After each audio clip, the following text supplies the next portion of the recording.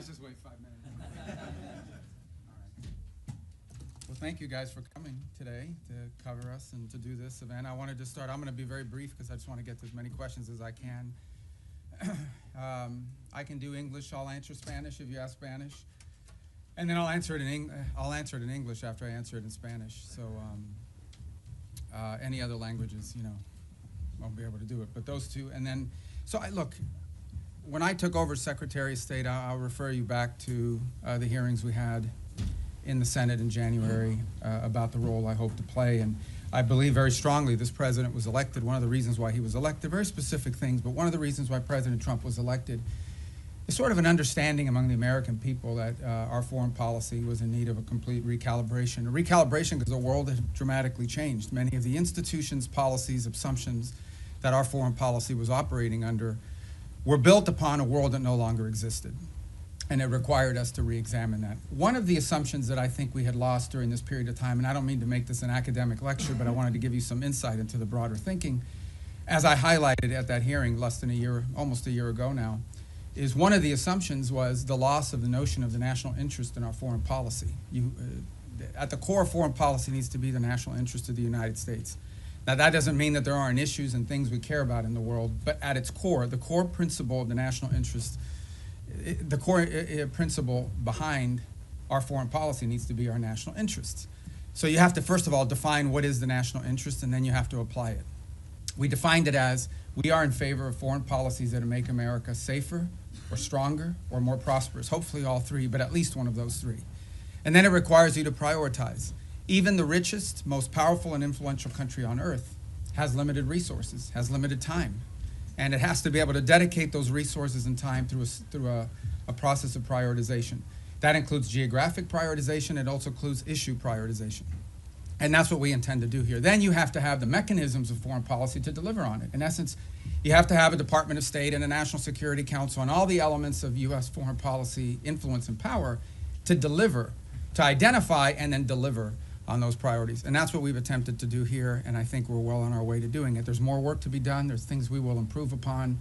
But generally speaking, it was the genesis behind the reorganization of the department, oftentimes applying reforms that secretaries of states of both parties, appointed by presidents of both parties, have long sought to do. And we're very proud of that going into effect and continuing to work forward. I think we generally avoided, massive disruptions to our operation, although any transition involves some disruption. But we're very happy with the way we empowered our regional bureaus, meaning our embassies and the folks at the desks here behind the regions have become more empowered and having influence over every element of our foreign policy, particularly how it's applied tactically.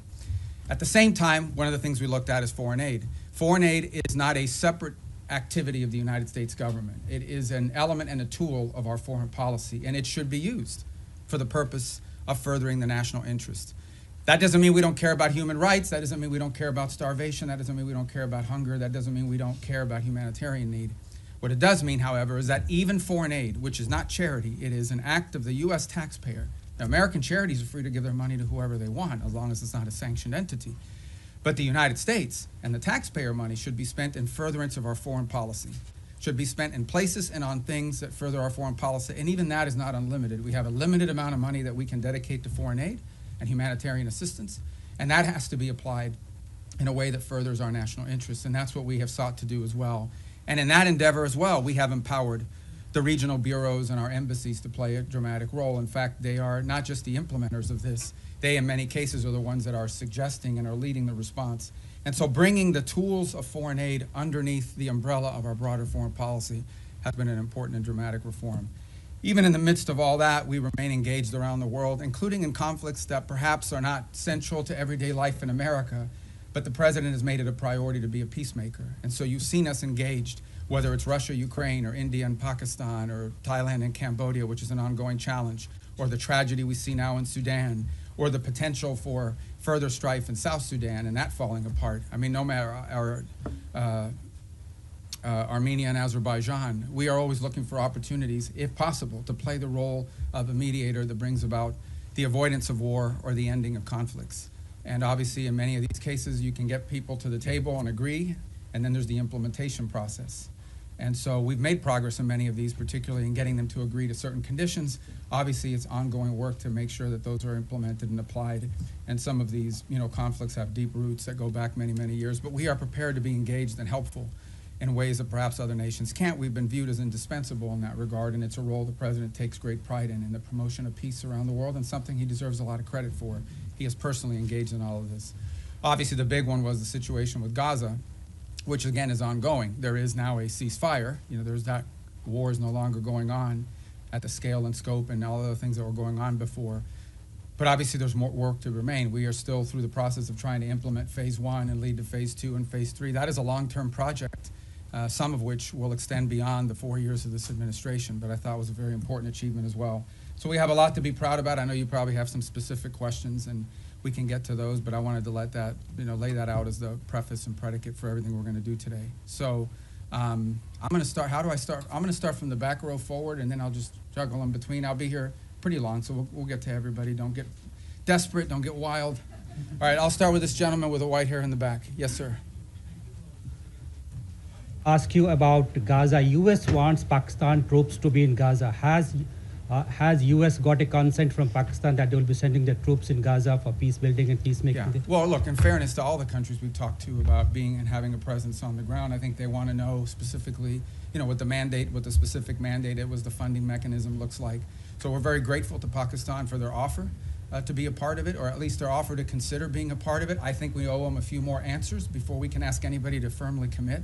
But I feel very confident that we have a number of nation states acceptable to all sides in this who are willing to step forward and be a part of that stabilization force. And certainly, Pakistan is key if they agree to do so.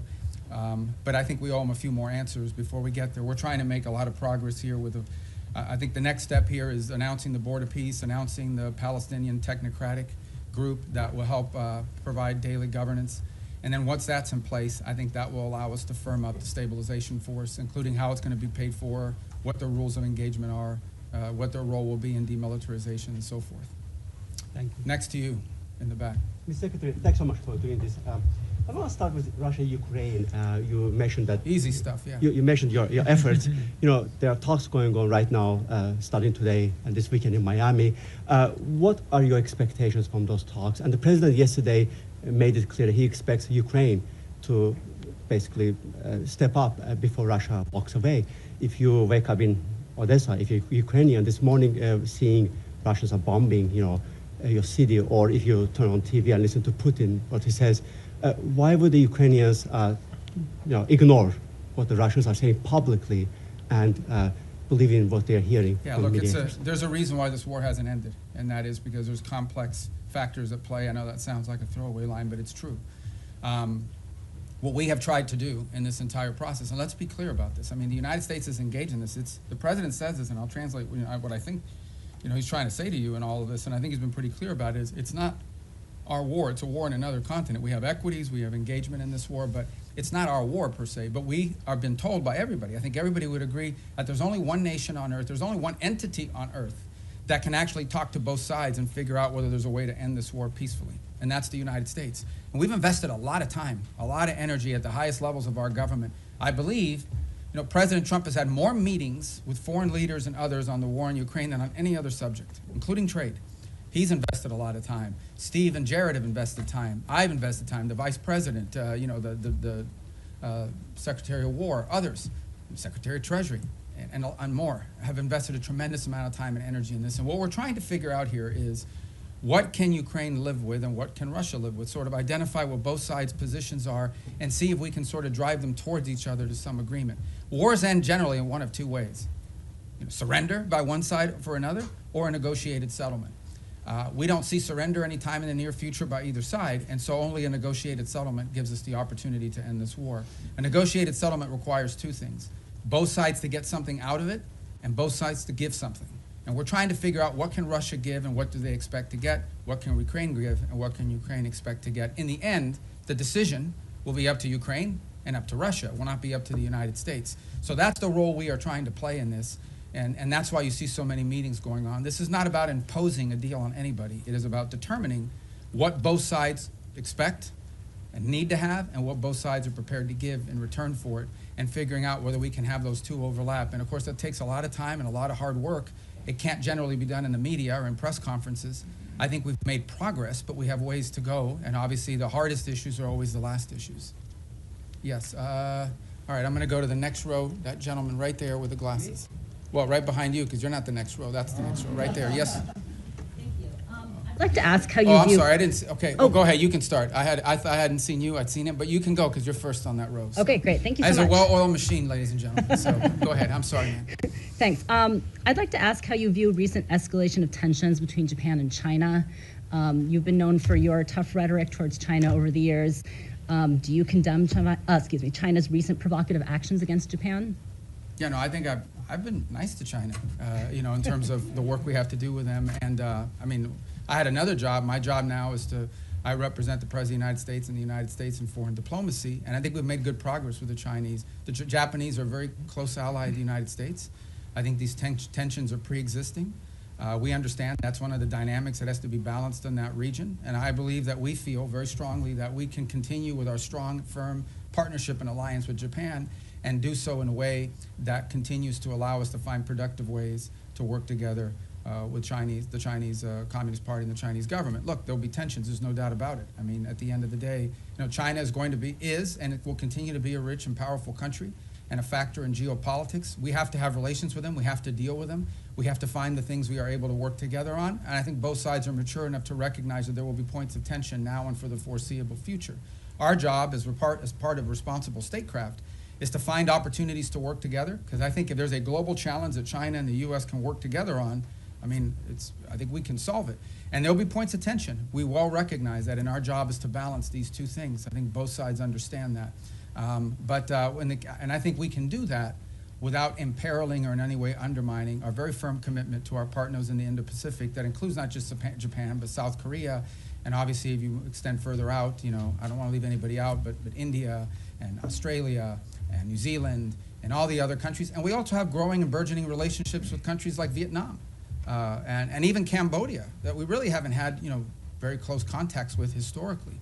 But we've talked to them a lot lately, obviously through the context of the conflict going on with Thailand, but also to figure out opportunities to work together strategically. And I say Thailand, of course, we've had a very long and strong strategic alliance with them for many years. All right, now, yes, sir. Thank you. Gracias, señor secretario. Dos puntos concretos en español. Bajo esta lógica hemisférica, ¿han considerado ampliar la presión más allá de Venezuela o Colombia a regímenes como los de Nicaragua o Cuba? Y segundo, esta semana en el Congreso se denunciaba que México está mandando decenas de buques petroleros a Cuba con la preocupación de que eso financia la dictadura. ¿Debería México reconsiderar esta política de asistencia al régimen cubano? I'm going to answer in Spanish if that's okay, guys, and then I'll do it in English as well. And does somebody do closed caption on this? Can they do it? It doesn't matter because I'm going to say the same thing in English. Mira, la amenaza más importante que existe en la región es estos grupos terroristas criminales. Es la amenaza que enfrenta a Colombia, la amenaza que enfrenta al hemisferio entero, pero es la raíz de la violencia en Ecuador, en México, en toda Centroamérica, en todos estos países. Es la amenaza más primordial de la región. Entonces tenemos gobiernos que cooperan en nuestros esfuerzos en contra de eso. Panamá, Costa Rica, Ecuador, El Salvador, la República Dominicana. No dejo a nadie fuera, pero son muchos que cooperan. Tenemos y seguimos teniendo muy buenas relaciones con los equipos de seguridad de Colombia. Entiendo que el presidente de Colombia es una persona inusual, pero encima de eso tenemos, al nivel institucional, tenemos muy buenas relaciones y con México. El gobierno de México está haciendo más en este momento en el tema de seguridad que jamás en su historia. Queda mucho por hacer, pero tenemos cooperación. En el tema de Venezuela no tenemos eso, tenemos un régimen ilegítimo que no simplemente no coopera con Estados Unidos, sino coopera abiertamente con elementos criminales. Por ejemplo, el ELN y la FARC operan abiertamente desde territorio venezolano. Entidades de narcotráfico operan abiertamente y con la cooperación del régimen de Maduro para mandar drogas como cocaína a Estados Unidos a través del Caribe, creando una situación muy grave de seguridad en muchísimos países, inclusive Trinidad, República Dominicana, etc.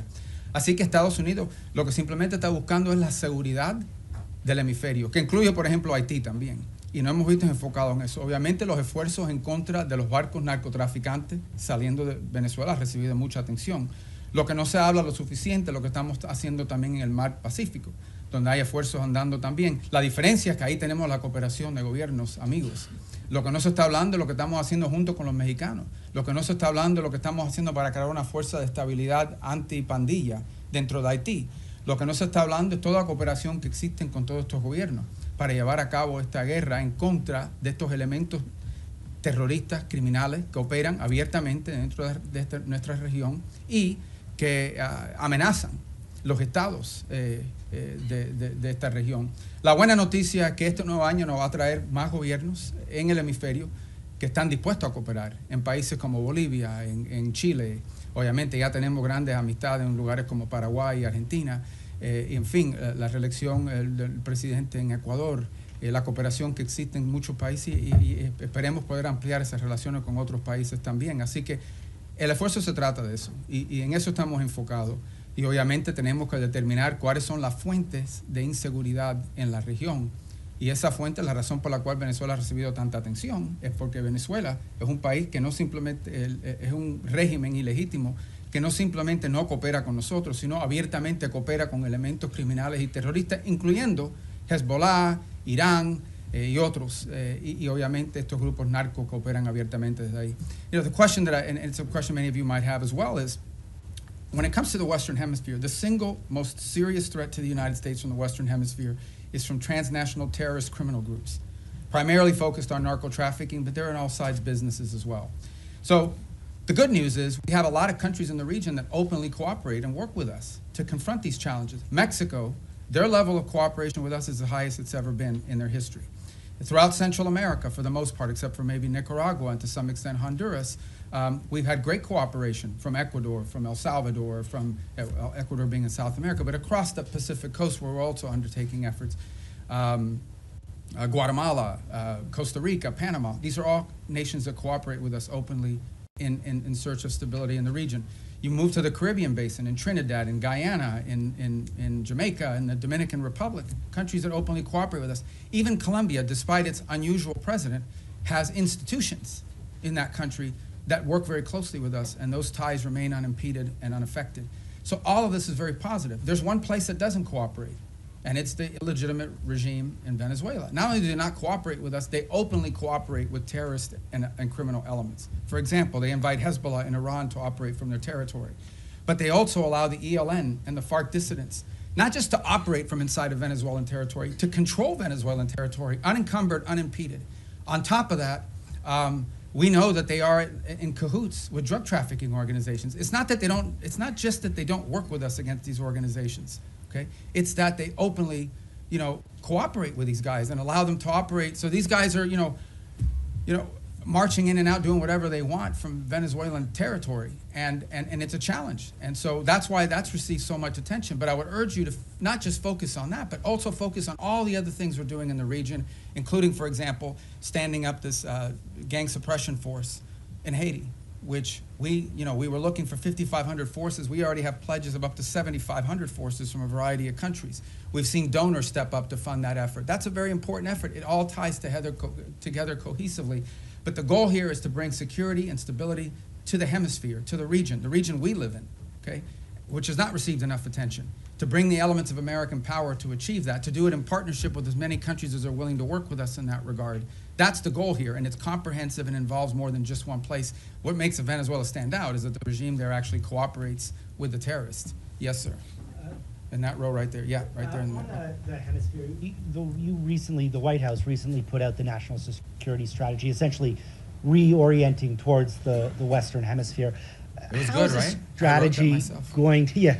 Well, I was involved So in you it, can right? answer from Yeah. both hats, I Yeah, guess, exactly. but how is that strategy going to dictate your relationship with other hemispheric powers like Canada and Mexico? No, I mean, we want to partner with as many people. I mean, they face the same threats that we do. I mean, it's Mexican mayors that are being assassinated in public squares. It's Mexican journalists that are being assassinated. It's parts of Mexico and institutions in Mexico that in some cases are compromised, usually through threat by these elements. They recognize it, which is why they're partnering with us. Of course we want to work with other governments in the region to confront this challenge, and in most cases we have cooperative places. Now, we don't have that from Nicaragua or Cuba, but obviously didn't have it historically from Bolivia. We hope and expect that that will change. And we certainly don't have that from the regime in Venezuela, who actually don't just not cooperate with us, they openly cooperate with narco-trafficking elements that use Venezuela as a transshipment point. Yes, ma'am. Yes, thank you, Mr. Secretary. Today you had the second round of direct negotiations between Lebanon and Israel. Do you foresee a potential deal between these two countries without another round of war? And the second question, if I may, on Sudan. We know, Mr. Secretary, it's a civil war, but also there's a regional factor here. Where the U.S. A regional what, I'm sorry? Factor in this yes. war. Where the U.S. stands here, and what's a red line for you? Is a divided Sudan is a red line for the U.S.? Yeah, let's separate the two because they're both easy questions, right? So the first one is we're hopeful. Look, at the end of the day, the goal everybody shares is a strong Lebanese government that controls the country, and Hezbollah is disarmed. They're no longer an armed element that can threaten Israel's security. That's the goal here. And we have tried to, in a cooperative way, to do everything we can to empower the Lebanese government to have the ability to do that. And so I hope that's what these talks are aimed towards, and we'll be supportive in every way we can to achieve that outcome. What I think is abundantly clear to everybody is no one is in favor of a Hezbollah that can once again threaten the region, act as a direct Iranian proxy, and obviously if they threaten Israel, we're not going to have peace. So we are hopeful that the talks between Lebanese authorities and the Israelis will create outlines and a way forward that prevents further conflict. I think I don't speak for the Israeli government. I can only tell you and echo what they've said publicly, and that is that if they feel threatened by Hezbollah, they will take actions in their defense against them. So we all would hope that we could avoid that, right? We would all hope that in order to have peace, you have to avoid that, and the best way to avoid it is to have a strong Lebanese government that can actually control the country, and that Hezbollah is no longer an armed threat to Israel or to the Lebanese state. And that's what we're committed to hoping to achieve. And we hope that, I can't speculate on what the talks will lead to, but we'll do everything we can to make them productive. On Sudan, you've rightfully outlined, I mean, there are regional elements to this. I mean, there are clearly both sides, you know, the SAF and the RSF have supporters from outside of Sudan's borders that are involved, and we've been engaging with those countries. It's not just countries that are providing them weaponry and equipment, it's also countries that are providing transshipment, particularly to the RSF to receive weapons, in some cases advanced weaponry. Our goal right now in the short term, and what we've emphasized to everybody, including in my calls with leaders in the UAE, leaders in Saudi Arabia, we're very engaged in that. Our special envoy, Masad Boulos, just returned from the region, meeting with the Egyptians, with the Saudis, with the UAE, and others. We've also been in collaboration with the UK on some of this. Our goal, the immediate goal we have, is a cessation of hostilities, okay, a humanitarian truce going into the new year that allows humanitarian organizations to be able to deliver aid to the people in great distress. Right now, that's not possible. We are hearing and continue to see reports of humanitarian convoys actually being struck on their way in. And so you can just imagine what's amazing to us is these convoys are struck and the rest of the convoy continues. That's how committed these groups are. But what we said to everybody on it is that what's happening there is horrifying. It's atrocious. That one day the story of what's actually happened there is going to be known and everyone involved is going to look bad. And we have played the role we have played is a convening role in bringing the parties to the table. So I think we will know more very soon about whether this is possible. One of the challenges and frustrations in Sudan has been that one side or the other will commit to certain things and then they won't live up to those commitments. They'll agree to anything and implement nothing. And oftentimes what happens is when one side feels like they're making advances in the battlefield, they don't necessarily see the need to concede at that point because they believe they're on the verge of achieving some success on the ground and a truce would set them back. But what we've emphasized is none of these groups can operate without the support they're receiving externally. So we have been engaging with the countries involved from the outside to ensure that they are at the table and that they are pushing for the same outcome that we want, which is phase one, a humanitarian truce that at a minimum allows us to deal with the humanitarian calamity that occurs there. And obviously we hope that while that truce is ongoing, we can focus on the other elements that led to this conflict and help to resolve some of those. But our number one priority we're focused on, 99% of our focus is this humanitarian truce and achieving that as soon as possible. And we think that the new year and the upcoming holidays are a great opportunity for both sides to agree to that. And we're really pushing very hard on that regard. Yes, sir. Right there, because I missed Secretario you. Rubio, en español, Sí. si me permite. El presidente Trump ha llamado al presidente Gustavo Petro drug leader y ha usado, digamos, términos Bueno, él también ha dicho cosas a nosotros. Totalmente, Okay, totalmente. Claro, ok. Secretario Rubio, ¿hay alguna prueba o por qué esta administración llama a Gustavo Petro? Quisiera saber por qué esta administración llama a Gustavo Petro un líder del narcotráfico. Y por último, secretario, si usted considera eventualmente ante la invitación que hace Gustavo Petro ahora al presidente Trump o a usted ir a Colombia y conversar con Gustavo Petro. No, nosotros Gracias. conversamos con cualquiera. Desafortunadamente es una persona que no es muy estable en su pronunciamiento, pero no vamos a permitir que la actuación de un presidente que al fin su término termina pronto vaya a dañar la relación que existe entre Estados Unidos y Colombia, una relación muy cerca, una relación que se ha establecido a través de los últimos 50 años, una relación importante comercial, diplomática, militar, de seguridad, uno de los grandes socios y aliados que tenemos en la región. Y lo que queremos, no vamos a permitir que cualquier tipo de problema que existan con un individuo vaya a hacerle daño a esta relación tan importante. Esperemos que en el futuro exista la oportunidad de tener más cooperación a los niveles más altos del gobierno colombiano, pero no vamos tampoco a dañar, o no queremos dañar, a todas las relaciones que tenemos y los enlaces que tenemos, incluso con individuos en el cuerpo legislativo y también con oficiales electos al nivel local, muchísimos alcaldes y de diferentes lugares dentro de Colombia que también tienen muy buena relación con Estados Unidos y la amplia y estrecha relación que existe entre nuestros pueblos también. The question is again by Colombia. I said, look, we're not going to let sort of the pronouncements of an unstable individual over there to impact. We don't want to let it impact our broader relationship with Colombia. It's an important relationship, an important alliance. It extends through commercial, people to people, cultural, obviously security and stability, all of these things. And our job is to try to the extent possible, maintain those strong ties between Colombia and the United States and not allow them to be imperiled by the pronouncements of one person. We would hope to see a day soon in which we have better relations with the leader of that country, but we're not going to let the fact that doesn't exist now, we're going to do everything possible to not let that impact the relationships we have with the people of Colombia, with the nation, with their economy, with their security forces, which are very important. This is a very important alliance, a very important strategic partnership, which we've built up through a lot of hard work over decades. And we're not going to let that fall apart because of one person. If that changes and he changes, that would be great. And obviously, in May, there'll be a new president there and there'll be elections, and we'll work hopefully more cooperatively with whoever replaces the current president, but that's up to the people of Colombia. Did I not get your question? Go ahead. Thank you. Returning to Gaza, what is the U.S. understanding of what Hamas is willing to concede on disarmament? Reports suggest that Hamas might hand over its heavy weapons but retain its smaller arms. Is the U.S. prepared to accept partial disarmament as sufficient? Yeah, I'm not going to get into the details of those types of negotiations. Let me just couch it to you this way. Everyone wants peace. No one wants to return to a war. If Hamas is ever in a position in the future that they can threaten or attack Israel, you're not going to have peace. Okay? You're not going to convince anyone to invest money in Gaza if they believe another war is going to happen in 2 to 3 years. So I would just ask everyone to focus on what are the kind of weaponries and capabilities that Hamas would need in order to threaten or attack Israel as a baseline for what disarmament needs to look like. Because you're not going to have peace. If 2 years from now Hamas is launching rockets or killing Israelis or carrying out, God forbid, another 7th of October type terrorist attack and so forth, you're not going to have peace. So who's going to invest in a peace?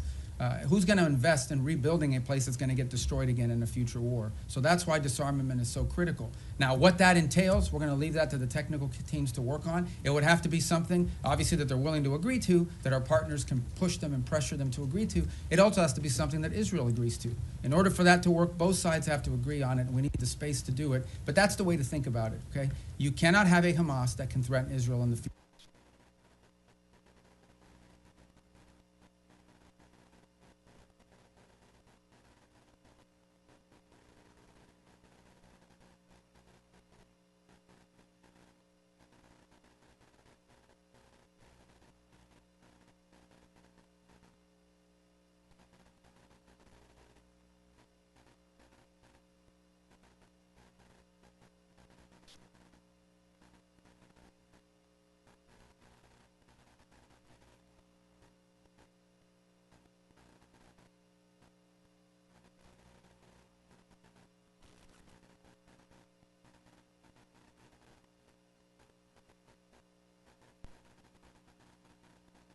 Future. If they can, you won't have peace. So that's the goal. All right. Who's left in that? The president's been focused on. And that's what we're conducting. And that's what we have been focused on the entire time, because that is the threat to the national interest of the United States. Now, do we consider Maduro legitimate? No. And by the way, guys, when I say these things about Maduro and his role in narco trafficking, I hear his reports. Marco Rubio says it. It's not me. A grand jury in New York, in the Southern District of New York, okay, a grand jury in the Southern District of New York was presented evidence and came back with an indictment, not just against Maduro, by the way, but against a bunch of people in his government for narco trafficking. A bunch.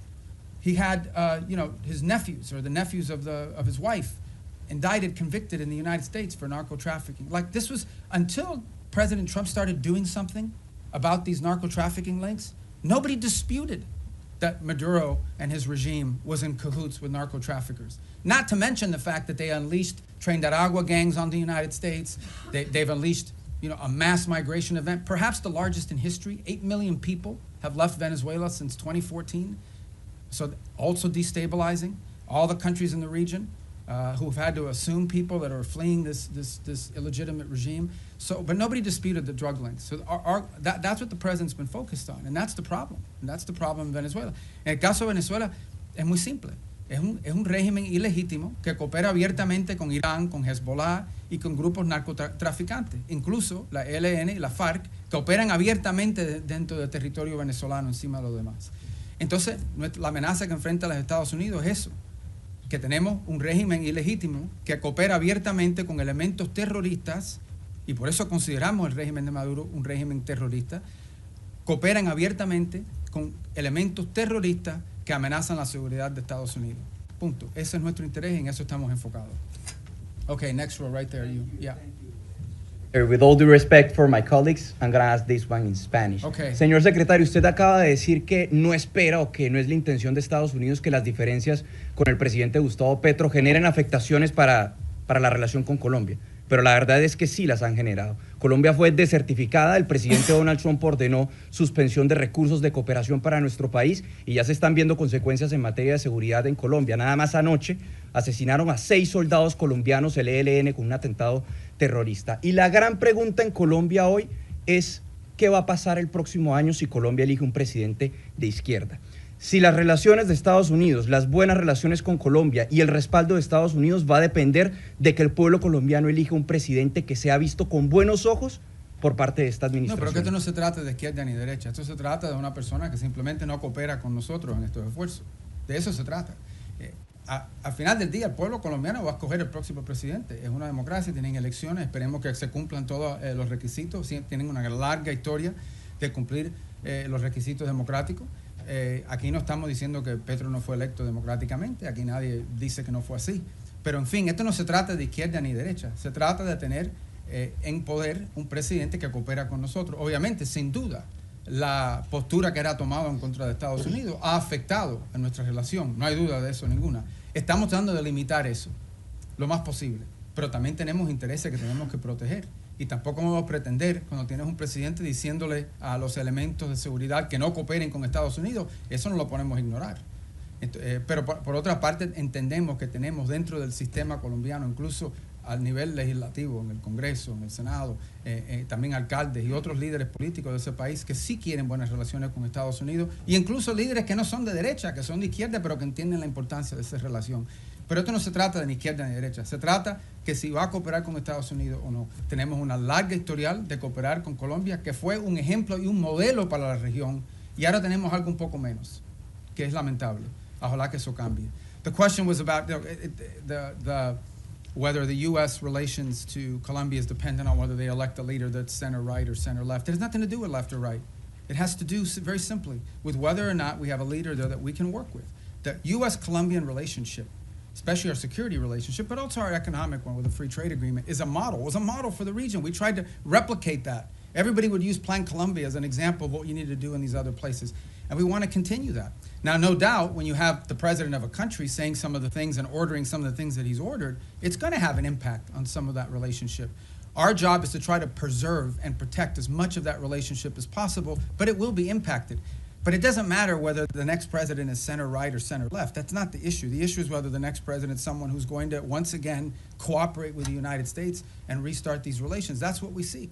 And if President Petro changes in his stance, perhaps that could change as well. But if he doesn't, obviously, it'll be up to the people of Colombia to elect their next president. Yes, ma'am, right there in the middle. I don't want you guys to think I'm only picking the Spanish ones, okay? I actually don't know who any, well, there's a list here, but I can't even read it without these glasses. All right, go ahead, I'm sorry. Perdón. Secretario Rubio, usted lleva años denunciando el régimen de Nicolás Maduro y estuvo, entiendo, hace poco en una conversación telefónica donde hablaron el presidente Trump y Nicolás Maduro. Quisiera preguntarle cómo sintió a Nicolás Maduro en esa conversación, usted que lo conoce desde hace años, pues su comportamiento, si siente que está acorralado como reportan los medios, si está abierto a irse a otro país a cambio de un indulto, si ustedes estarían pensando en reunirse con él. ¿Cómo fue esa conversación? O sea, ¿qué nos puede contar de el efecto que está teniendo sobre la presión? Yo no voy a comentar sobre ninguna conversación del presidente Trump con cualquiera del mundo, si existió o no existió. Yo no voy a comentar sobre eso. Voy a repetir lo que he dicho ya. Esto se trata de algo muy simple. Y esto se trata de los intereses nacionales de Estados Unidos. Y hay una amenaza regional que existe. Y en el caso de Venezuela no tenemos cooperación. Para empezar, que es un régimen ilegítimo. Segundo, que es un régimen que no coopera, es antiamericano en todos sus pronunciamientos y actuaciones. Y tercero, es un régimen que no solamente no coopera con nosotros, sino abiertamente coopera con elementos peligrosos, terroristas y criminales. Incluso ellos mismos lo son. Entonces es difícil llegar a un acuerdo con terroristas que están abiertamente cooperando con estos elementos peligrosos que amenazan la seguridad de Estados Unidos. Encima de eso no voy a especular más. Pero va a haber guerra, secretario, porque ahorita en Colombia todo el mundo se está levantando, en Venezuela, con la posibilidad de que haya una guerra entre Estados Unidos y Colombia. Nosotros estamos protegiendo el interés nacional de Estados Unidos. Yo creo que, en fin, ese es nuestro derecho. Y también le diré que en Colombia debe haber mucha preocupación, que ha habido un ataque el día antes de ayer, o fue ayer, de ELN, o la FARC, creo que fue ELN, y ¿de dónde operan ellos? Abiertamente, de territorio venezolano, abiertamente, como si fueran un país soberano, operando abiertamente dentro del territorio venezolano. It's the same question, guys, and that is, the bottom line is very simple. Our interest in Venezuela and in the region is the national interest of the United States, and in Venezuela we have an illegitimate regime that not only does not cooperate with the United States, but openly cooperates with narco-terrorists and others who threaten the national security of our country. The gentleman in the middle. I'm going to try to get to everybody, I promise. But you guys, by then, your questions will be Thank you, more Mr. Secretary. specific. You said a few moments ago that everyone wants peace for Gaza, and yet by any metric, the Israelis are flouting the ceasefire that President Trump negotiated by killing an average of 2 children a day, not allowing the agreed-upon humanitarian aid into Gaza. How long can this continue? How long can the Israelis be allowed to show such disrespect to President Trump? Well, look, that's your characterization of it, about the term disrespect. What I would say is this. This was, first of all, it was a miracle that it happened in the first place. We all understand how difficult it was for that to come to the conclusion that it did, where the bombing and everything else, the scale and scope of what we saw ended, all the hostages were released, and we have relative peace right now for the most part, despite the things you're pointing to. That was very difficult. But this is not easy. Peace is a verb. It's not. It's an action. It's not a sentiment. Every single day will bring challenges. Every single day. We also have had instances, for example, over the last couple of weeks, where Hamas elements emerged from a tunnel, attached an explosive device to the side of a vehicle, and injured and almost killed Israeli soldiers. We still have this threat. We still have and see every single day Hamas openly taking steps to strengthen themselves within inside of those places in Gaza that they still control. We saw early on the atrocities they were committing in the streets against people as they were trying to show people how strong they were. So I don't think I'm standing here to tell you this is going to be easy. This is an hour-by-hour, day-by-day challenge. It's one of the reasons why we have stood up this center there in operating in Israel, in partnership as well with another cell that exists in a regional country. It's why every single day there are meetings among both intelligence, diplomatic, and military officials of multiple countries that help bring about this deal to manage this. And that's why it is so critical. It is so critical and so key that we move to complete this first phase, that we move to put in place the board of peace, get everybody agree to be a part of it, move to put in place this Palestinian technocratic organization so that they can begin to provide some governance structure, and move to put in place the stabilization force. That's the goal here, but it's not going to be easy. Every day will bring new challenges to that, and we recognize those challenges are coming from all sides. Very quick follow-up there, but who's going to want to be a part of a stabilization force if Israel is effectively using Gaza as a free fire zone? Well, these are the things these are the things that we're working through right now. That's why it didn't happen yesterday. That's why we didn't, I don't mean yesterday literally, that means why we're not there yet. This is the hard work of diplomacy and peacemaking. Peacemaking isn't just signing a piece of paper, it's actually complying with it.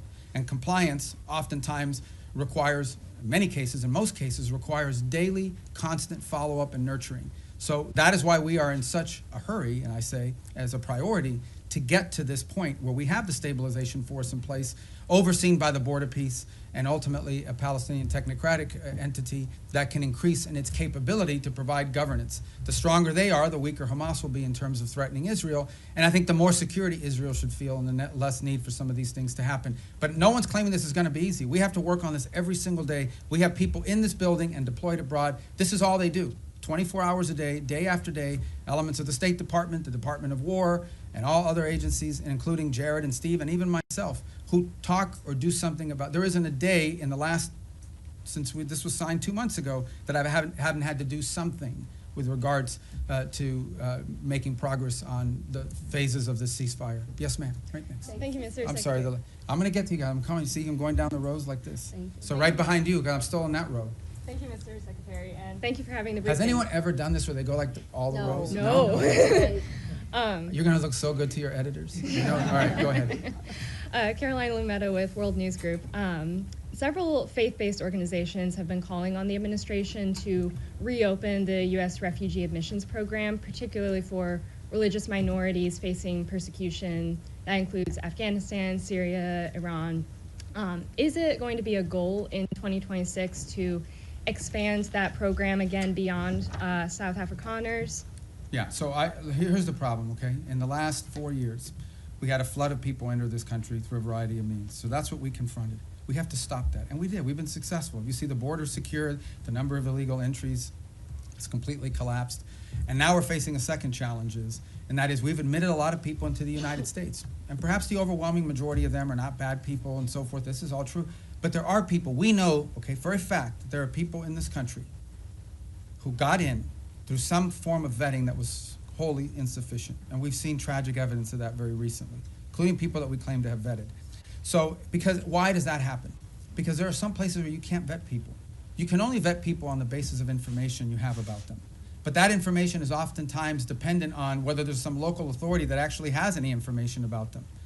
Okay, so that is the challenge we're facing, which is why the president has sort of put a stop to all of these things until these systems for admitting people into our country can be improved.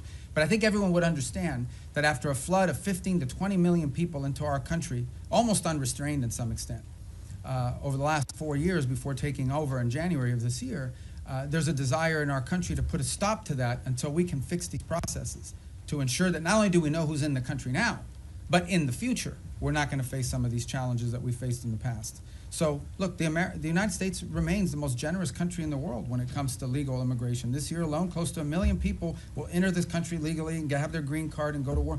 But we do have a right, like every sovereign country does, to know who you are, why you're coming, what you've done in the past, and what we think you might or might not do in the future. We have a right. We have a right to make sure that you're not going to come to this country and pose a burden on our social safety network. All of these things are rights of sovereign countries. A bunch of sovereign countries in the world do it.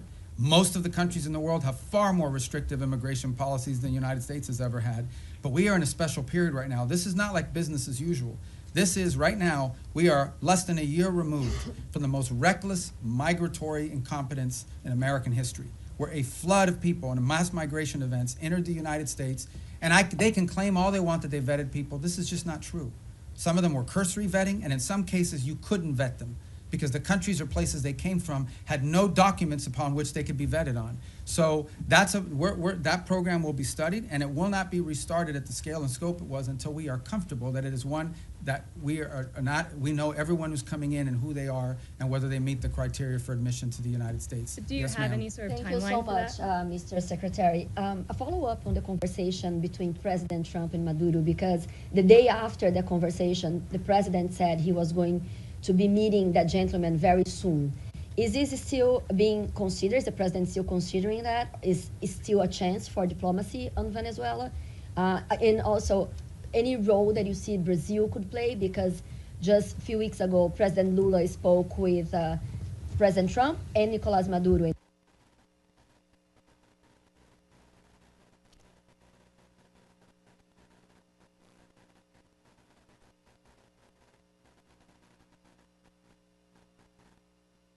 He offered to help to mediate. To you on what comes next in that regard. I have no reason to express skepticism or optimism about it. I'm just not going to comment on what the president has available to him as options across the range of options.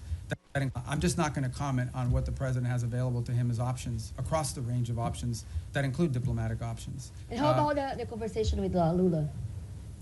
I mean, I think he said to us what he has said publicly, and that he has a willing to play a positive role in that regard. You know, the president's had 2 phone conversations and 1 meeting with President Lula.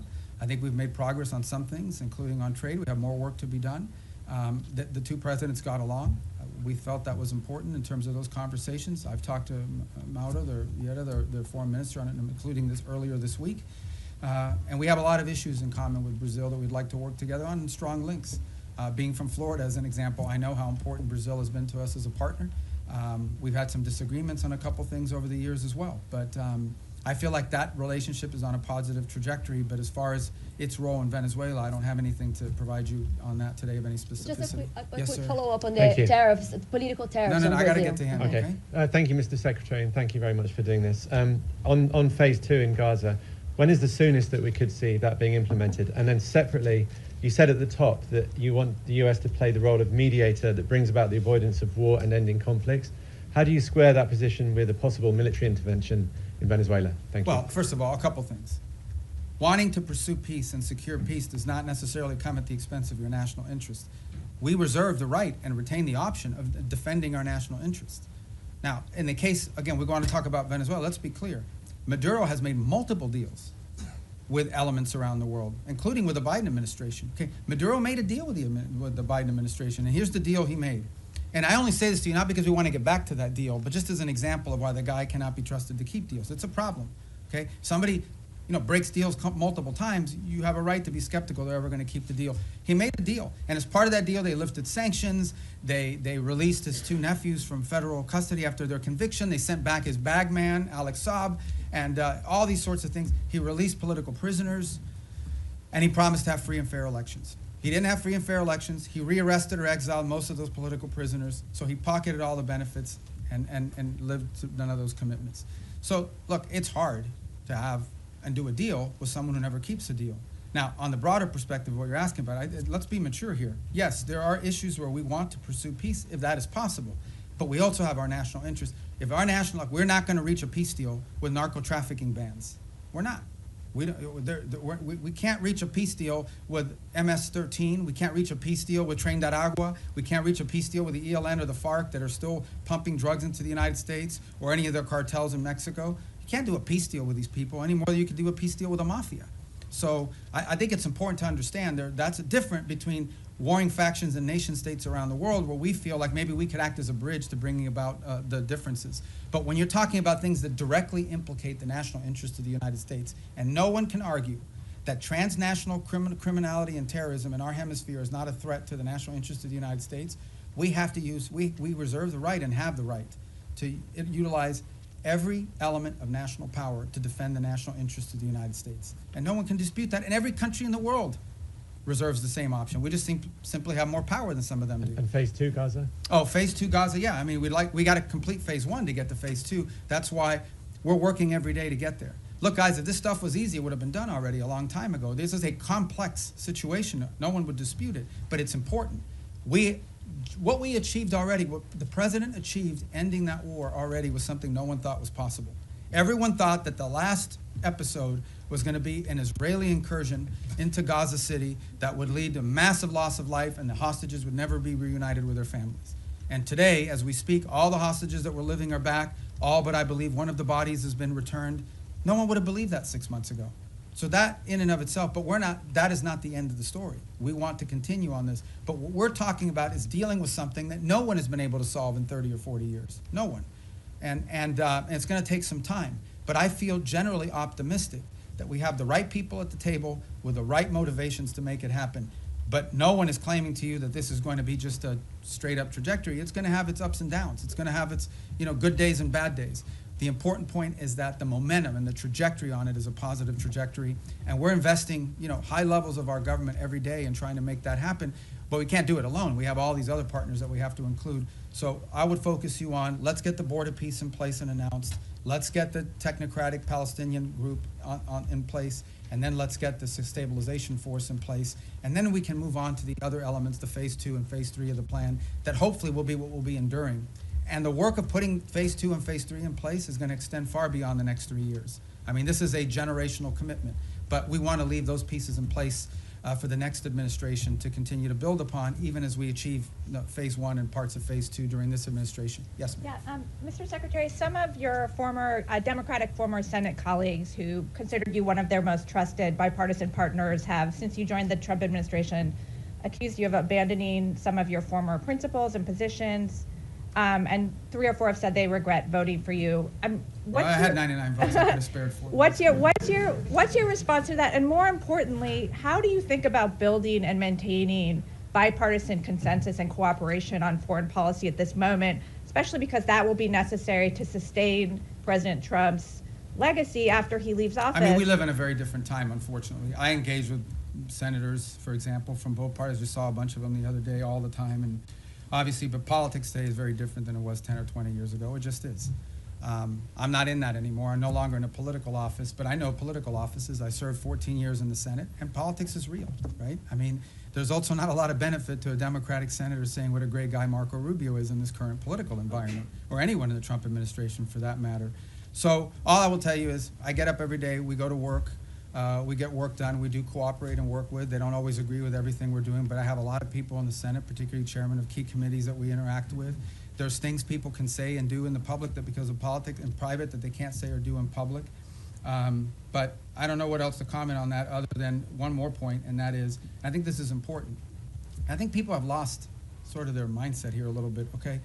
The foreign policy, the State Department is not its own government, okay? The Secretary of State is not its own government. I'm appointed by the President, confirmed by the Senate, and then, or nominated by the President, confirmed by the Senate, and then appointed by the President. But at the end of the day, the person the people of the United States elected to be the President of the United States and the Commander-in-Chief is Donald J. Trump. That's who they elected.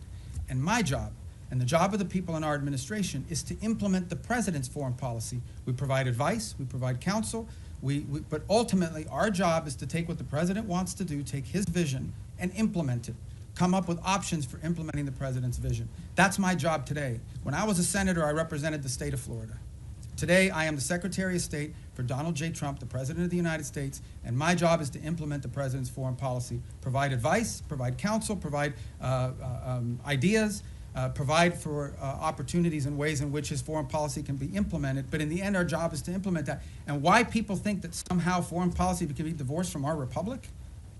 That's not the way our Constitution works. The Constitution does not say you elect the President of the United States and then you put in place a State Department to undermine the President if the person who's the Secretary of State doesn't agree with him. That's ridiculous. That's stupid, really.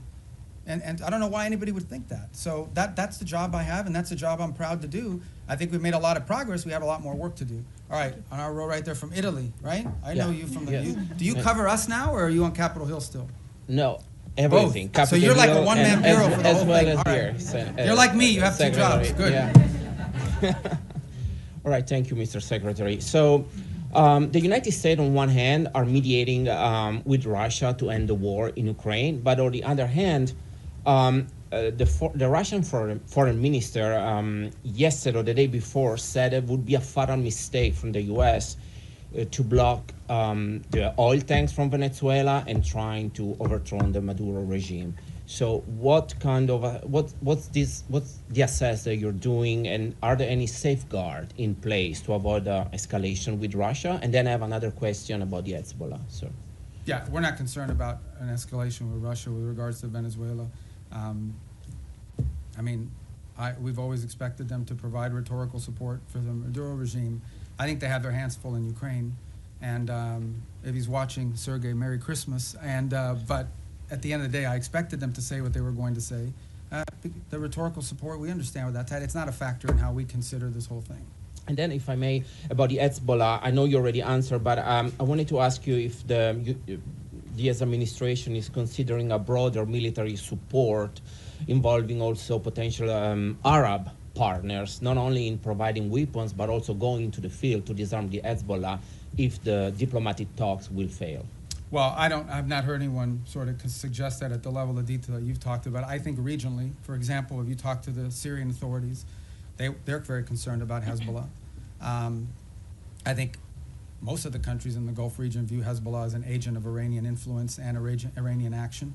But as far as what you're discussing, which is sort of a coalition of armed units going into Lebanon to disarm Hezbollah, I've not heard that proposed by anybody. Perhaps you have, but I haven't, and that's not certainly something we've been. Senator Graham. Oh, okay. Was talking about this one at of the my former Congress. colleagues. Yeah. Yeah.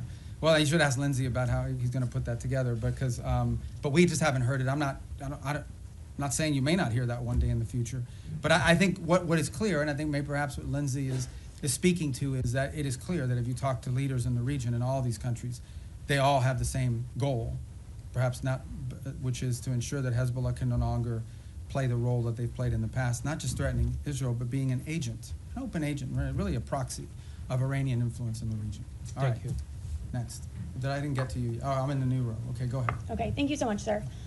You have previously said in the past that you and the administration are committed to fixing the backlog of visas for foreign-born priests and other religious workers, whether that be through the Religious Workforce Act, or through maybe a standalone process. Is there any update you can give on the status of that and what's being done to Yeah, I think we'll hopefully have fix more to this announce issue? on that early next month. Yeah, early next month. Okay. We've worked closely with a lot of the religious authorities to do that. Obviously, depending on the denomination, we're not discriminating in favor of one versus another. Mhm. Some denominations are more professionalized in terms of what they're able to provide us with and sort of information versus others. Some of it depends the country they're coming from, because, you know, we have to be careful not to be waiving, you know, we have country-specific requirements depending on the country they're coming from. But I think we have a good plan in place to put that into effect. And I know we've worked with a number of denominations in that process. Obviously, one of the big users of that system is the Catholic Church in the U.S., and so we've worked with the Conference of Bishops. And I think we're going to get to a good place. We don't have it ready yet. All this takes time to put together, but we're moving quickly, and I think we'll have something positive about that at some point next month, hopefully in the early part of next month. Thank you yes, so sir. much. Thanks, Mr. Secretary. White House Chief of Staff Susie Wiles said that the U.S. would need congressional approval to conduct ground strikes in Venezuela. Do you share that view? And on your response today on regime change, Wiles already acknowledged that the point of the both strikes was to pressure Maduro, i.e. have him leave. Why not just acknowledge that this is a regime change? Do you have the quote she said? That this is but do you have the quote? To cry uncle. Yeah, was so, the okay, quote, so yeah. cry uncle, all right? I guess in Spanish you would have to say tío. But I think, I don't know how that, I mean, you can interpret any way you want. But at the end of the day, it is clear that the current status quo with the Venezuelan regime is intolerable for the United States. The status quo, that they operate and cooperate with terrorist organizations against the national interest of the United States. Not just cooperate, but partner with and participate in activities that threaten the national interest of the United States. So yes, our goal is to change that dynamic. And that's why the president's doing what he's doing. Change that dynamic by ensuring that no one wants to get on drug boats anymore. You know, people were just going out there, you know, openly without any fear of the reaper. And now I think people understand, like, it's not a good idea.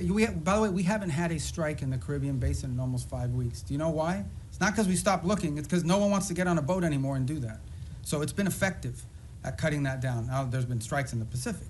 So the bottom line is that, sure, our goal is to, I mean, what's the point of doing something else? But the change, people want to focus on regime this and this and that. The goal here is very simple. The national interest of the United States. The President of the United States was elected to protect the American people, to protect America.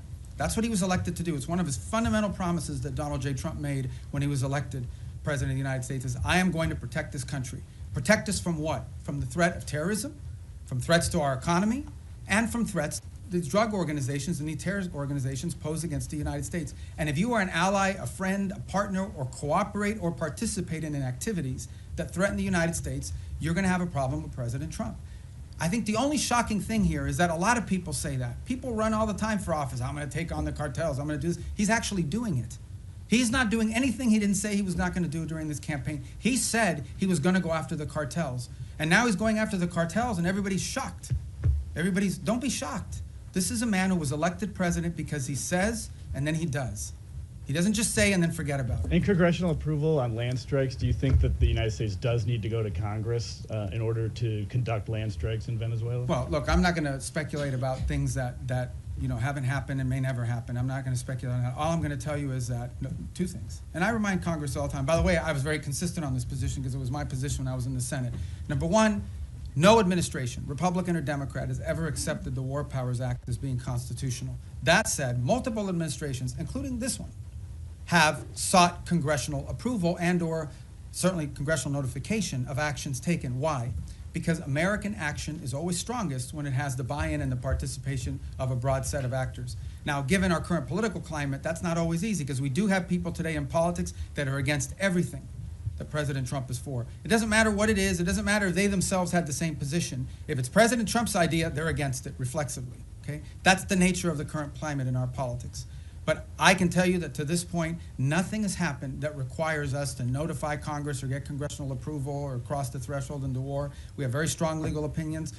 We have now briefed Capitol Hill 23 times, 23 briefings, bipartisan briefings on Capitol Hill. I have personally participated in 6 of those 23 at the highest levels of the committee, but then the full House and then the full Senate, which, by the way, are always interesting.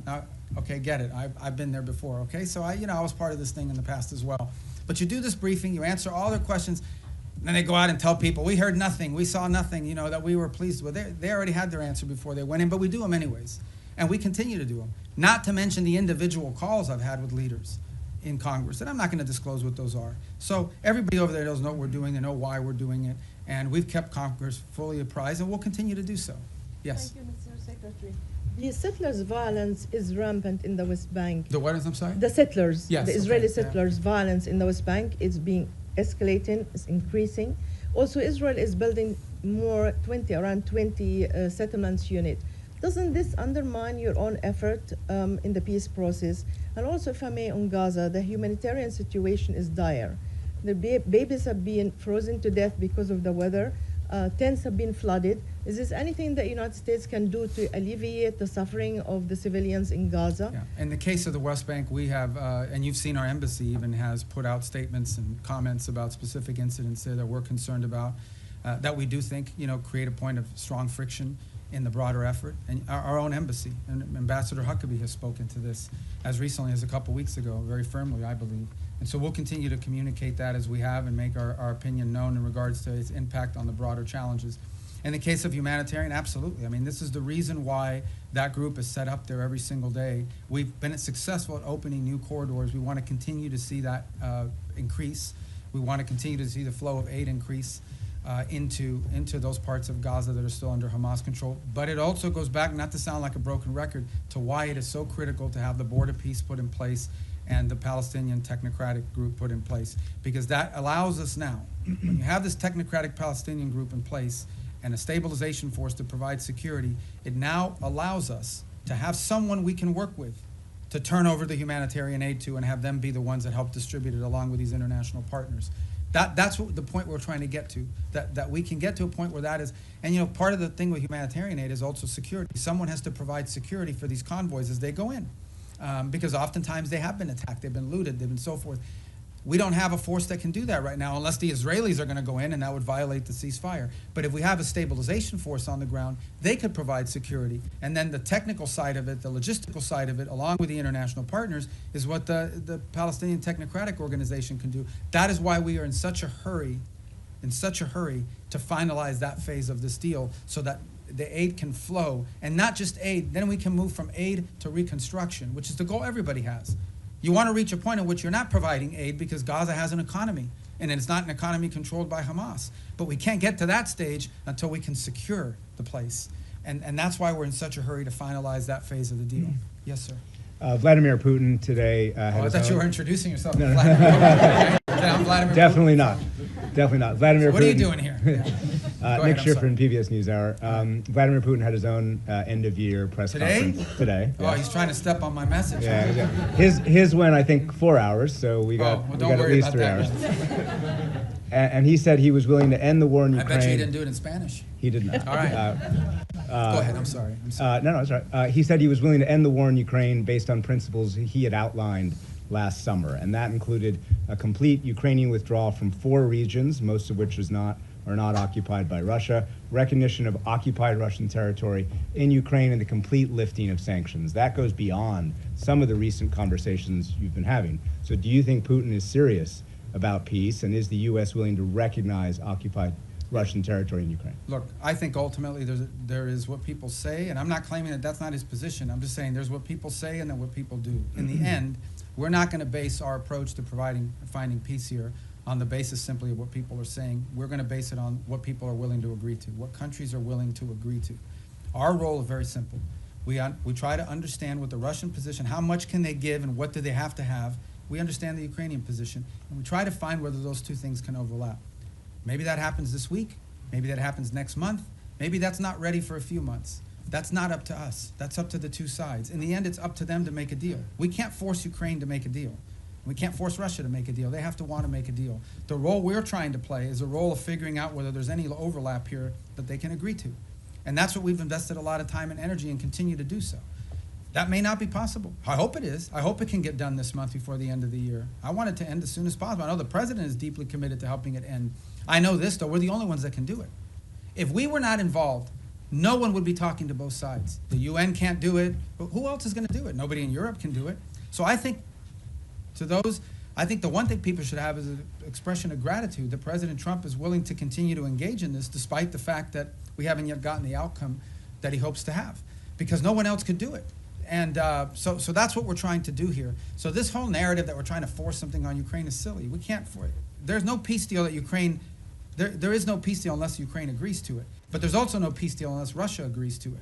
We are just trying to find whether there's common ground that we can make happen. And maybe that's not possible. Maybe it is. Maybe that's not possible right now. But we don't think our work could potentially serve as a baseline for that in the future. Maybe it is possible now. We're going to continue to test it and see where we can get to. Is the U.S. willing to recognize occupied territory? I'm not going to speak on any specifics of any deal because we're not going to be able to negotiate a peace deal, especially one like this, in the media. Suffice it to say, let me just put it to you this way. There can't be a peace deal unless Ukraine agrees to it. And there can't be a peace deal, of course, unless Russia agrees to it. But remember that. Any peace deal is one that Ukraine has to agree to because they're a combatant. If Ukraine says we don't agree to it, there won't be peace. So our job is not to force anything on anyone. It is to try to figure out if we can nudge both sides to a common place. And guys, in a conflict like this, in a war like this, that's not easy. It takes a lot of time. We're going to have some patience with it, unfortunately. It's already gone longer. But understand why the president cares about this, okay? Because let's be honest here, and I'm not trying to diminish this, okay? Because it's an interesting position to be in. The United States only provides, we don't provide weapons to Russia, we only provide weapons to Ukraine. The United States doesn't sanction Ukraine, it's only sanctioned Russia. And yet we are still the only country in the world that can talk to both sides. So let's be clear about the role we've played in this so far. I mean, we're the only ones that can. But, so I don't mean to be dismissive of why this matters or it's important, because this is going on in another continent. We've got issues in our own hemisphere we need to be dealing with. That if you were to ask prioritization, I would argue that something in our hemisphere from our national interest is more important than something in another continent. But it doesn't make Ukraine and Russia unimportant. We care about it, that's why we're involved in it. But by the same token, why does the president care? I'll tell you why. This week, 9,000 people will die, including like 5,000 or 6,000 weekly Russian casualties, okay, in a war. This is a bloody, nasty conflict. In the same time, the entire electric grid, the entire infrastructure of Ukraine is being destroyed almost as fast as it's being rebuilt. Every week that goes by, the cost of rebuilding that country gets exponentially higher. It is now becoming generational reconstruction. This is a very damaging war that's going to have incredible implications. There are now hundreds of thousands of Ukrainians, probably maybe in millions, who have not lived in Ukraine in years. They've been displaced to other countries. The implications of this long-term for Ukraine are dramatic, and for Russia too, but for Ukraine, if we're focused on them. This is why the president wants to end it. He thinks it's a bloody, nasty, horrifying war, and he doesn't like wars. He really doesn't like wars. He thinks they're a waste of money, time, and talent. And he wants this one to end. And we're doing everything we can to end it. And it may or may not be possible, but we're certainly going to keep trying. Yes, sir. Thank you. I promise you we're going to go through here. Do you have a deadline or something? I know, but let me get to the roads, because if not, if I break up the road thing, you're going to screw up the whole plan I have for today. Go ahead. Thanks, Mr. Secretary. If I can turn internally for a moment, A recent survey by the American Foreign Service Association found strikingly low morale among career diplomats in the U.S., some of whom reported that they feel like they can't freely express their opinions, that their candidate input is not welcome, and many of them are saying that they're actually thinking about career changes. I know you talked at the top about how change can be disruptive, but I wonder, how much does this concern you? Do you possibly see this as a feature, not a bug, or would you be happy to see people leave so that you can bring in a new crop of people? And then just briefly on your own role, you have 2 jobs right now. Your travel schedule seems a bit lighter than your recent predecessors. You didn't attend the last NATO foreign ministers gathering and had your deputy go. Are you fully performing the job of Secretary of State? Are you more of a national security advisor than a Secretary of State? Can you talk about that? Well, first of all, on the travel schedule, we have a lot of leaders keep coming here too. So you talk about NATO, great example on NATO. I already went to a NATO meeting this year of all the foreign ministers. Then I went to the leaders meeting, which not all the foreign ministers were at. And then on top of that, that week is the week we had Rwanda and the DRC coming to the United States on a deal that I was working in. So as far as the travel schedule is concerned, we have a lot of leaders constantly coming here. We have leader meetings every single week for the most part up until last week. So there's a lot of work to be done. On the Foreign Service, we have very talented people here. I saw that report somewhere. That's from the union. It's from a union survey. All I can tell you is that today Foreign Service officers are more empowered at the regional bureau than they've ever been. I get descent cables. I get cables every day from all over the world that provide the baseline for a lot of the ideas that we pursue. There isn't a week that goes by that I don't send back 2 or 3 cables with notes about, let's turn this into a policy proposal. We are changing this place so that it is our missions in the field that are not just driving directives from the top down, but also ideas from the bottom up. And I'm very proud of that, and I think that's going to lead and pay huge dividends for future secretaries of state long after I'm gone. So, yes, sir. Thank you, Secretary. Human rights organizations report that 2025 has seen the highest number of executions in the Islamic Republic of Iran in over 2 decades. What specific new measures is the State Department taking to ensure that human rights abuses, specifically this surge of state-sanctioned execution, do not become a secondary priority in your dealings with Tehran?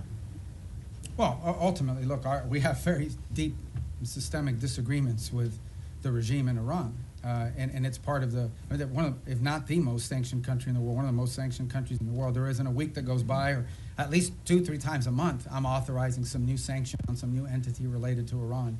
I don't think anyone could argue that this administration has been friendly towards them. So we continue to feature these things because it tells us about who they are. In the case of some of these executions that you're talking about, some of them, by the way, were in the aftermath of the war with Israel, where they went through and have jailed people and accused people of being informants and spies and things of that nature. But we're under no illusion, and every year we put out a report that outlines this, and we've been pretty consistent in our messaging. Our problem with the Iranian regime isn't simply, obviously it's predominantly their desire to acquire nuclear weapons, their sponsorship of terrorism, but it's ultimately the treatment of their own people. I said it in my hearing a year ago in the Senate, I say it now, I know of no nation on earth where there is such a difference between a regime that governs the country and the people who live there every single day.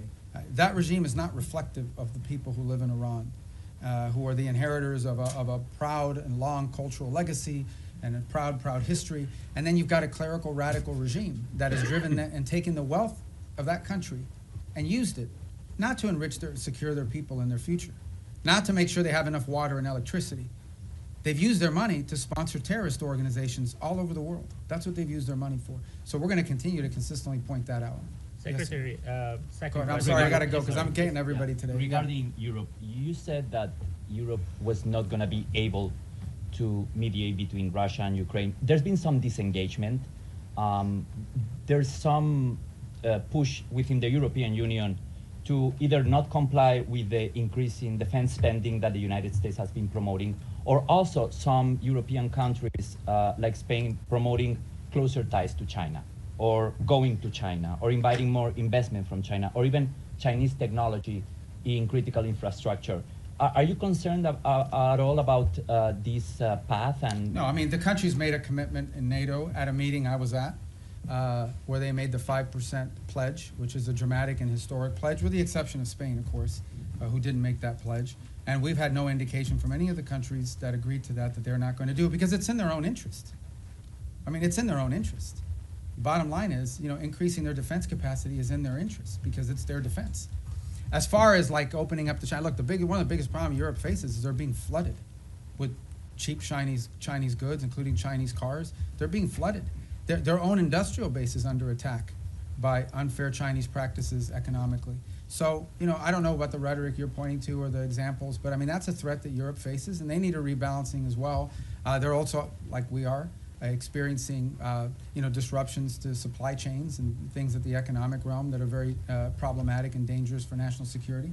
So we would expect them to act at their national interests, both continentally and individually as their own countries. All right, we got to speed it up. Yes, ma'am. Hi, Annalise Nielsen from Sky News Australia.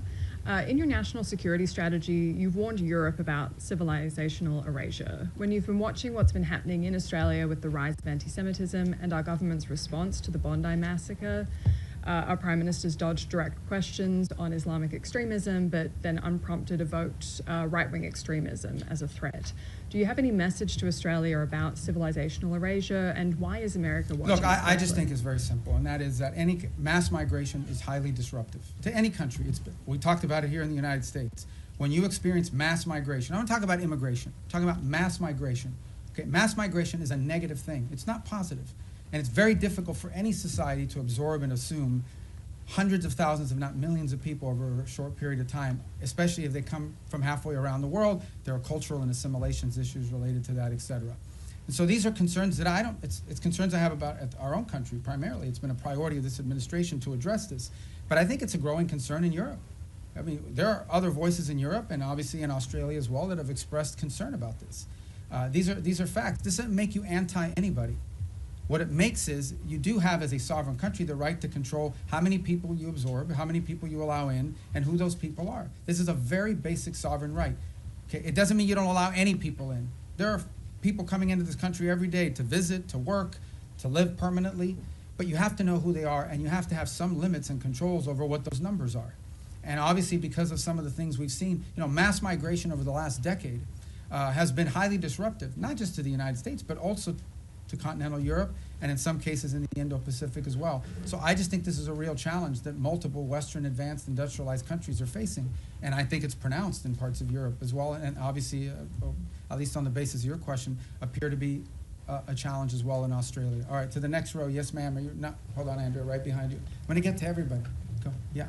Oh, I just wanted to ask. You don't have a question? Okay, no, I'm kidding. Go ahead. On Ukraine this weekend, the meetings with the Ukrainian delegation and the U.S. delegation, are you planning to participate? It's in in those Miami. meetings? They're starting today and tomorrow. I may be there tomorrow for a portion of it. There's another one happening today, but that one is with the Turks and the Qataris and the UAE on the Gaza plan. So if I'm not there, because I have things we have to do here today, like talk to you guys, I think tomorrow, since it's in Miami as well. So, yeah, go ahead. Yes, sir. Thank you, Mr. Secretary. Timothy Onorezi with the Washington Examiner. Going back to the previous question about Europe, and I believe the Sky News reporter referenced civilizational erasure, which is a term that has been used by both the White House and the State Department. Both the White House and the State Department have made kind of recurring overtures to Europe as a civilization that is in some sort of danger and that should join with the United States as a sort of Western civilizational bloc. And it seems to be a recurring priority. However, with the release of the National Security Strategy, many European leaders, leader of Germany, members of the EU, of the European Parliament, have found it totally unacceptable or offensive or question the allyship of the United States with the rhetoric that was used. So I just wonder if the United States is correct in that these policies like mass migration will lead to civilizational erasure. Is it possible to save European civilization if the governments simply don't want to be saved? How has this alliance long been described? As the Western alliance, right? What is it that, and it's not just me saying, you go to these NATO meetings, you meet with people, what they will tell you is our shared history, our shared legacy, our shared values, our shared priorities. That's what they talk about as the reason for this alliance. Well, if you erase your shared history, your shared culture, your shared ideology, your shared priorities, your shared principles, then you just have a straight up defense agreement. That's all you have. So what I'm trying to point to, and what we've tried to point to, is very simple. That is, at the bedrock and at the cornerstone of our relationship, with example, with Europe, is the fact that we do have a shared culture, a shared civilization, a shared experience, and shared values and principles on things like human rights, on freedom, on liberty, on democracy, on all sorts of on the rights of the individual, on all these sorts of things that we in this nation are the inheritors of in many cases, because many of these ideas that led to the founding of our country found their genesis in some of these places in the Western Alliance. If you take that away, if that's wiped out because for whatever reason it's no longer a priority, I do think it puts a strain and threatens the alliance in the long term and in the big picture. Now, whatever internal politics causes people to dispute this, I'm not going to comment on, other than to tell you that I do think that at the core of these special relationships we have is the fact that we have shared history, shared values, shared civilizational principles that we should be unapologetic about. This is a nation that was founded on Western principles. Founded on Western principles like liberty, the value of and the right of the individual, the right of self-governance. These are all Western values. Now, others may have adopted it in different parts of the world, but they emanate from Western history. And it's something that we should be unapologetic about. Why would we be apologetic about it? Anyone who doesn't recognize, for example, that many of the features of our system of government find their root in Roman and Greek history is a fool. Is a fool. It's just not true. And so I think that we need to understand and embrace that, not negate it. And I think that's what we're pointing to here, is that we are concerned that particularly in parts of Western Europe, those things that underpin our alliance and our tie to them could be under threat in the long term. And by the way, there are leaders in those countries that recognize that as well. Some say it openly, some say it privately. In the eastern and southern part of Europe, they're much more open about it. Nonetheless, it is a factor that needs to be addressed. Yes, ma'am. Was it the New York Post? So you said earlier that you don't see a surrender happening anytime soon when it comes to Ukraine and Russia. Putin says he will accept nothing less than an unconditional surrender, but if this latest intensive push for peace talks fails, is there anything that the U.S. can do to make Russia want to end its war? And then secondly, some of the most major foreign policy issues from Venezuela, Iran, Ukraine, Israel, have been assigned special envoys who do not report directly to the State Department, which obviously has a larger view of how these conflicts affect each other. How intimately has State been involved with these envoys' strategies and actions this year? And do you see State taking a larger role in these kind of day-to-day negotiations? I disagree with the premise of your question. I mean, every envoy that's been involved in all these critical issues, I personally work with very closely. I talk to them 4 or 5 times a day, or meet with them, or they're in the White House, or they're here, primarily in the White House, or they're involved in the same meetings we're involved in. I mean, that's just not factual. No one is out there doing independent action. All of it is strongly coordinated. It's one of the benefits of also being the National Security Advisor, is it allows us to also organize the interagency. Every single one of these envoys, I speak about Steve Woodcock in particular, who's a phenomenal person, very smart, very talented, who dedicates, he doesn't get paid to do this job, he does it for free. And he invests a tremendous amount of time, full time on this thing, traveling all over the world, doing all kinds of things. Okay, but Steve doesn't do anything independently. He relies on the interagency. He gets support from Treasury, sometimes from Commerce, certainly from the Department of War, and from the State Department. In fact, he's staffed in many of these visits by State Department folks, and including the ones in Miami, especially as we get to the technical parts of these agreements. So the synergy there is very tight across the board. And so I think that's just not factual. I was referring to Envoy Grinnell with Venezuela and some of those conflicts earlier this year that really kind of weren't helpful in getting towards the release of the prisoners. Yeah, look, everything that's been done in this administration has been coordinated in some form or fashion. Now, I mean, you guys don't see it all because look, I know everybody wants foreign policy to be 100% transparent, but sometimes it really can't be, because there are sensitivities, because there are diplomatic sensitivities, because things people are willing to agree to in private, they may not be willing to do so in public. There's all kinds of things that have to happen in order to achieve outcomes. Sometimes they work, sometimes certain approaches work, sometimes they don't. But that's not new to this administration. That's been true throughout history. And but at the end of the day, I mean, I feel like we have a very good team of people that work very closely together on all of this. And the key is, every single one of these conflicts, every single one of these issues are all multidisciplinary. Okay, there is no such thing as any one of these things that we're dealing with. Again, going back to the case, let's just use Ukraine as an example. In the case of Ukraine, it involved Treasury with regards to the minerals deal. It involves Commerce to some extent. It most certainly involves the Department of War in terms of not just battlefield assessments, but the sale of weaponry through Pearl, et cetera. It involves the Department of State in terms of everything from interpreters to the technical work of actually putting words to paper that would make sense in an agreement and supporting these visits. We had a very important meeting in Geneva, hosted at our embassy, supported by diplomatic personnel that were involved in doing that, and a lot of the follow-up as well that has to happen with some of these things. You know, peace deals aren't just, in the case of Gaza, strongly supported. We actually, we took our ambassador in Yemen, who can't be in Yemen, Fagan, and assigned him for 8 weeks on that portfolio so that we could have someone there to help navigate and coordinate all of the technical aspects. You can reach a peace agreement in concept, but then someone's got to sit down and write down the technical language and the specificity, and they rely on the professionals in this department and other government agencies, depending on the subject matter. So, look, I think in any new administration, there's a learning curve early on. People are still getting onboarded. You may not even have people Senate confirmed yet in these positions. Maybe you haven't even hired some unfilled spots. But I think certainly in the second half of last year, I'm very proud and very pleased at the synergy that we've established on all of these things and that continue to establish it. Another one that's doing a great job is Mossad Boulos. I mean, he's out there every day working with our Africa Bureau. They're very involved in this, on trying to deal with Sudan, on trying to deal with the Rwanda DRC. So we have a good team of people that work very well together and very collaboratively, and we're going to build on that in the new year. Yes, ma'am. Thanks. Shelby Talcott with Semaphore. Vanity Fair quoted you as wondering whether Putin just wants the entirety of Ukraine. I'm curious if that's still a question for you, and how confident are you in being able to reach a peace agreement if that is a question? And then along those lines, is there a deadline for Russia and Ukraine to come to an agreement before this administration walks away? Yeah, I'm not in any position to give you deadlines on anything. And as far as that quote, that's a quote the president has said publicly, which is, he has said 3 things. I thought it was going to be the easiest one, and it's turned out to be the hardest. I don't know if Putin wants to do a deal or if Putin wants to take the whole country. These are things he has said openly. And, you know, I think that's, I don't even remember when I talked to the guy from that magazine, but, you know, for much of the early part of this year, one of the things we were trying to deduce is exactly what is it that Russia wants to achieve. We know what they wanted to achieve initially when the war began. They haven't achieved those objectives. There's a new set of objectives now. I mean, part of reaching an agreement is trying to understand, I've already said this, what both sides want or need and what they're willing to give. And so I think that was a question that many in the administration had early on, is defining what the Russian position, what exactly do they really, not what they say they publicly want, but what they publicly want and privately want are the same thing.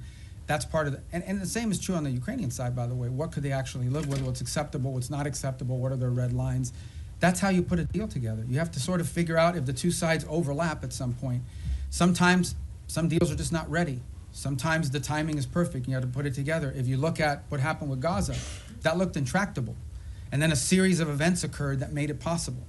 For example, the strike inside of Qatar that the Israelis took at the time, you know, was a sort of a dramatic thing, but in some ways it sort of set in motion a sense of urgency to bring this thing to an end before it spread.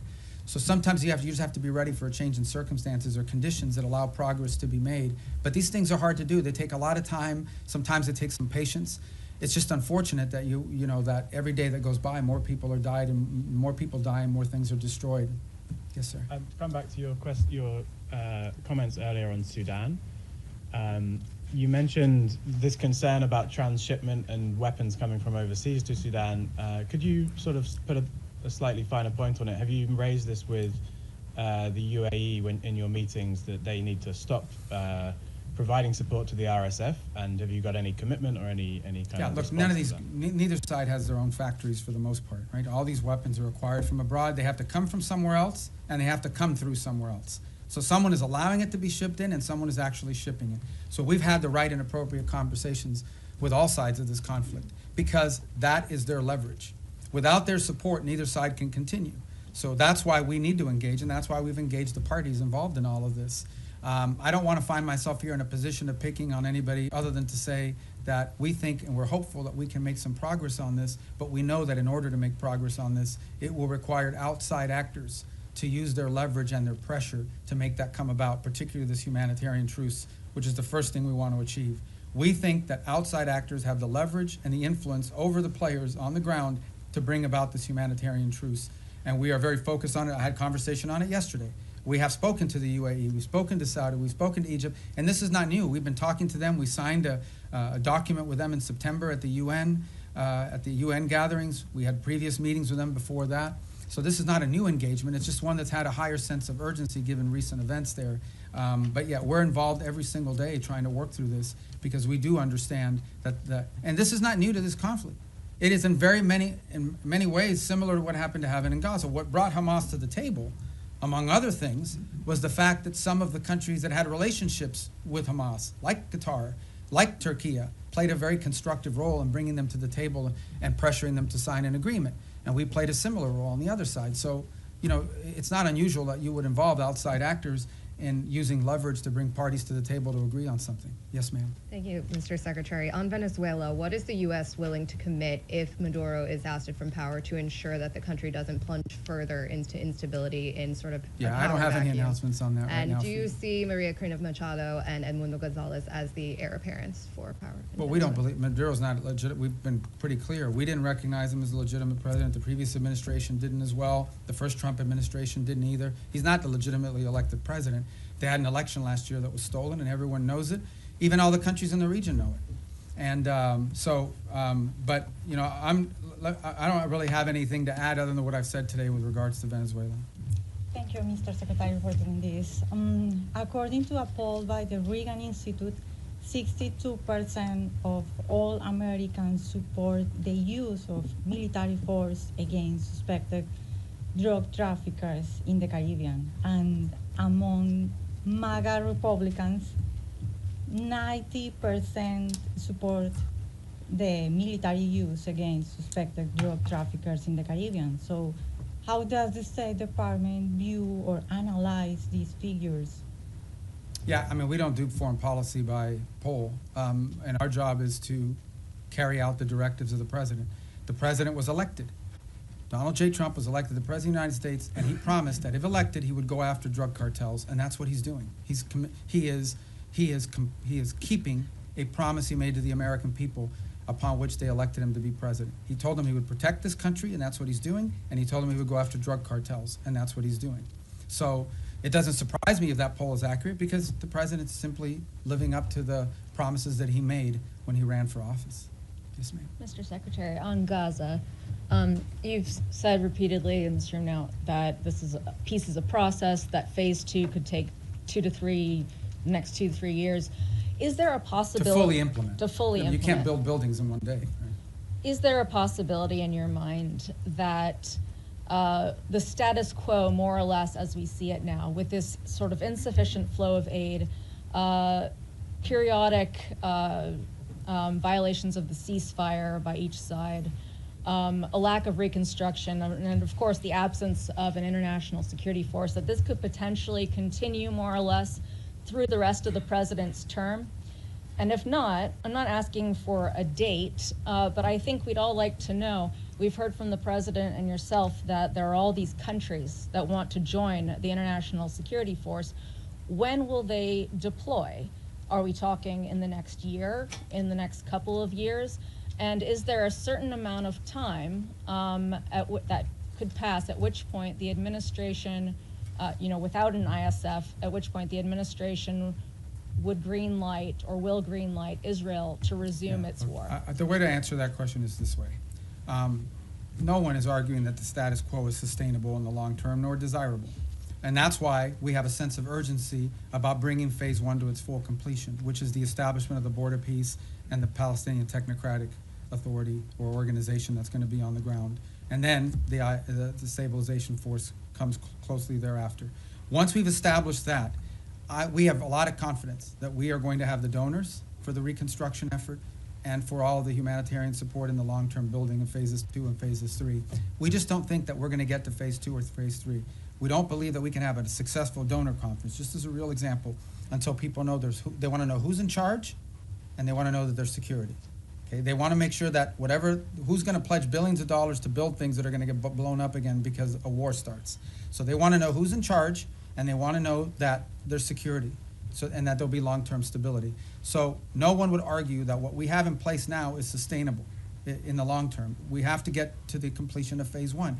I am confident we will, within the time frame necessary to make it successful. It's just not today, but hopefully very, very soon. We've made real progress. We made progress as late as yesterday in additional names for this Palestinian organization that's going to be the technocratic organization.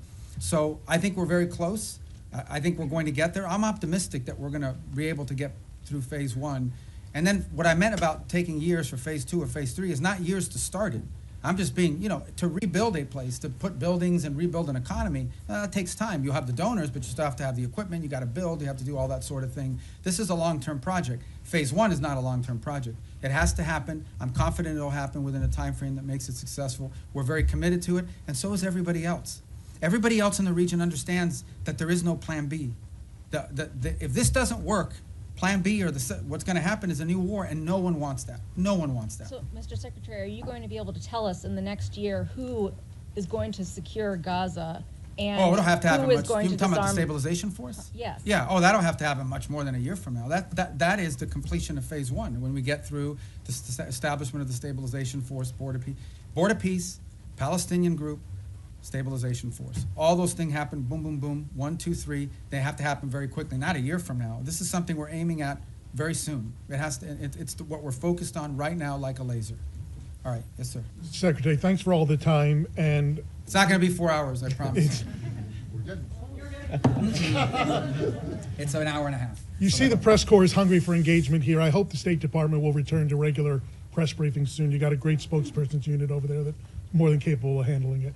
A couple quick questions. The President directed you through executive order to explore sanctions of sectors and chapters of the Muslim Brotherhood. Qatar is ground zero for the Muslim Brotherhood. This administration obviously has a very close relationship with the Qataris. How do you confront the Muslim Brotherhood without confronting the Qataris? That's my first question. Second question is on UNRWA.